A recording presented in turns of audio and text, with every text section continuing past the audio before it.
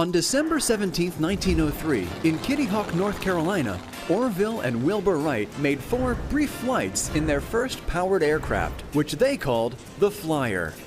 Thanks to that achievement, they soared into history as the inventors of the first successful airplane, earning the honor of being first in flight.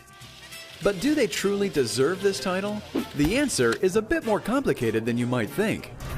In fact, a number of inventors in the United States and Europe had launched crafts into flight before the Wrights in 1903. If others flew before them, why do the Wright brothers get all the credit for inventing the airplane? The answer depends on how you define the word airplane. To truly be an airplane, experts say, a flying craft must be heavier than air, and it must be manned and powered. It must also be able to take off and land under its own power.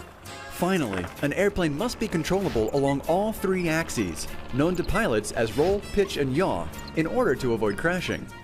This last feature marks the key contribution of the Wright brothers. Through their innovative wing warping design, they gave pilots 3-axis controls, helping avoid the crashes that were so common among early aircrafts. Another reason for the Wrights' unique place in history is that, unlike some other early inventors, they continued to work on and improve their designs. Some say Gustav Whitehead may have beaten the Wrights to the punch by making a powered flight in 1901 in Bridgeport, Connecticut. Whether this claim is true is still being debated, but what seems clear is that none of the flying machines Whitehead built after that date ever got off the ground.